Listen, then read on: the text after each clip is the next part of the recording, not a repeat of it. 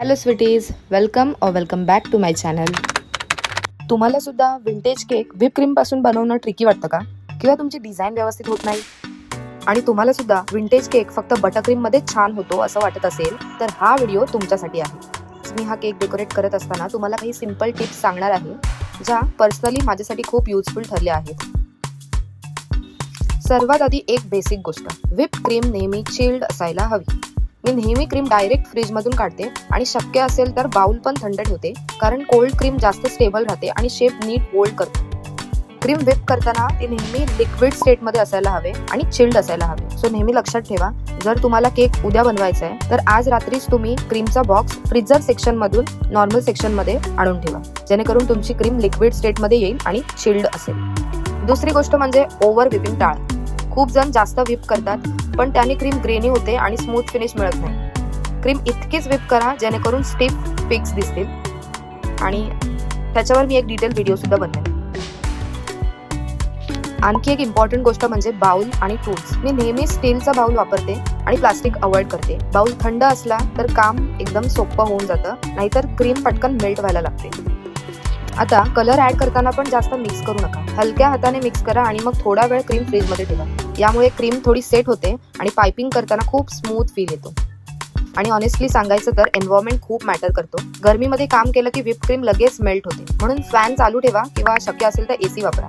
थंड वातावरणात काम केलं की रिझल्ट खूप बेटर येतो. हे मी स्वतः एक्सपिरियन्स केलं. आणखी एक छोटी पण इम्पॉर्टंट गोष्ट म्हणजे केक पूर्ण थंड असायला हवे, कारण वॉर्म केक वरती क्रीम लावली तर ती लगेच मेल्ट होते.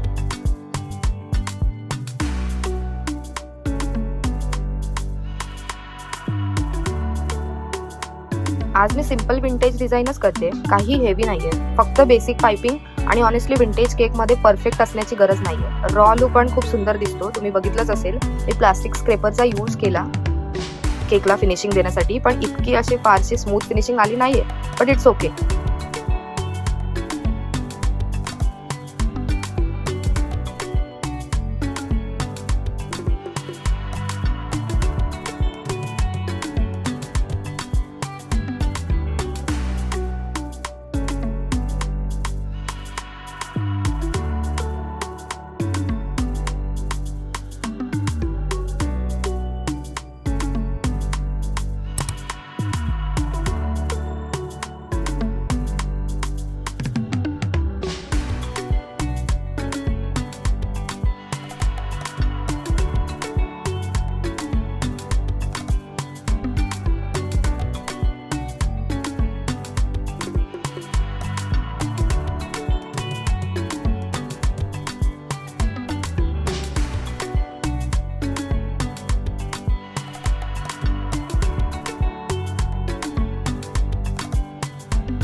शेवटी डेकोरेशनसाठी मी रिअल जिप्सी फ्लावर्स वापरले. फ्लावर्स क्लीन करून डायरेक्ट मी केकवरती लावले. तुम्ही सेफ साईड म्हणून फ्लावर्सला क्लीन रॅप करू शकता. त्यानंतर मी थोडं हातानेच गोल्ड फॉईल ऍड केलाय, व्हाईट पर्ल्स लावलेत आणि व्हाईट रिबन बोज लावले आहेत, जे मी स्वतःच तयार केलेत. अँड येस, आपला केक रेडी आहे. मला पर्सनली फायनल लुक खूप आवडला. खूप एलिगंट असा आपला केक दिसतोय आणि तो सुद्धा व्हिप क्रीम मध्ये. सो तुम्ही पण नक्की ट्राय करा. अँड आय एम शुअर तुमचा व्हिप्ड क्रीम विंटेज केक खूप छान दिसेल, जर तुम्ही मी सांगितलेल्या सगळ्या टिप्स अप्लाय केल्या तर.